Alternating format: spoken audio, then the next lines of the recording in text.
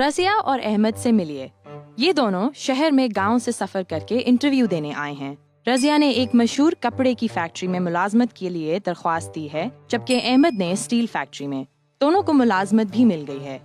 احمد کو ایک کانٹریکٹ دستخط کرنے کے لیے ملتا ہے، جس میں کام کی نوعیت، کام کا دورانیہ اور ماہانہ تنخواہ اور دیگر متعلقہ حقوق سب لکھے ہوئے ہیں، جبکہ رضیہ کو ایسا کچھ نہیں ملتا۔ رضیہ جس جگہ کام کرتی ہے وہ جگہ صحت کے لیے حد درجہ مضر ہے۔ کم جگہ، زیادہ لوگ، گھٹن وغیرہ، یہ سب معمولی باتیں ہیں، جبکہ احمد کی ملازمت کی جگہ حفظان صحت کے اصولوں کو مد نظر رکھ کر بنائی گئی ہے، جہاں ملازمین کو حفاظتی گیئر وغیرہ بھی مہیا کیے جاتے ہیں۔ ایک مہینہ گزر جاتا ہے۔ جب تنخواہ کا دن آتا ہے تو احمد اپنی پوری تنخواہ مہینے کی پہلی تاریخ کو ہی وصول کر لیتا ہے۔ رضیہ کو تنخواہ لینے کے لیے دفتر کے کافی چکر لگانے پڑتے ہیں، اور جب اسے تنخواہ ملتی ہے تو وہ وعدے سے بھی کم ہے۔ ایک بدقسمت دن دونوں کام کے دوران زخمی ہو جاتے ہیں۔ احمد کو فوراً رخصت مل جاتی ہے اور اس کے ہسپتال کے اخراجات بھی ادا کیے جاتے ہیں، جبکہ رضیہ گھر میں بے حال و پریشان بیٹھی ہے۔ اس کے پاس ہسپتال کے اخراجات کے پیسے نہیں ہیں۔ وہ پریشان ہے کہ اگر وہ اپنے کام پر نہ گئی تو اس کی تنخواہ میں سے اس کے پیسے بھی کاٹے جائیں گے۔ جب رضیہ کچھ دنوں کے بعد واپس دفتر جاتی ہے تو اس کا باس چھٹیوں کی وجہ سے اس سے ناراض ہے۔ اسے کہا جاتا ہے کہ اسے ہفتے کے آخری ایام میں زیادہ کام کرنا پڑے گا تاکہ رخصت کی وجہ سے جو کام میں حرج ہوا وہ پورا ہو سکے۔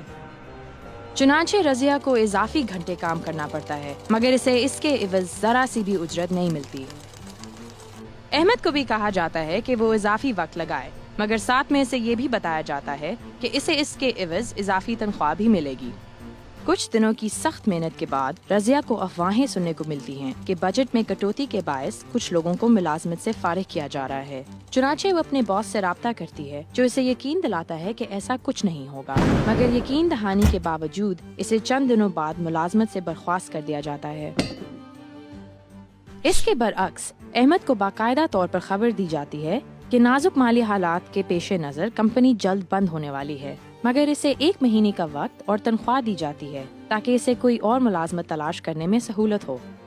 احمد اور رضیہ دونوں اپنے گاؤں واپس جاتے ہیں۔ رضیہ گاؤں والوں کو اپنے ساتھ ہونے والی مسلسل ناانصافیوں کے بارے میں بتاتی ہے۔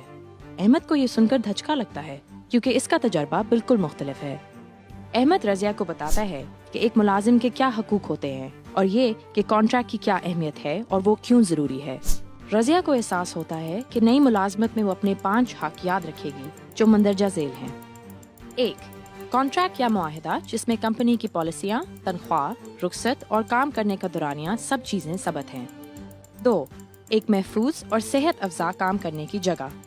3. رخصت ہونے کے بارے میں معلومات اور زخمی ہونے کی صورت میں ہر جانے کا ذکر۔ 4. اضافی کام کرنے کی صورت میں اضافی تنخواہ۔ 5. برطرفی سے پہلے مہینے بھر کا نوٹس یا پھر تنخواہ کی فراہمی۔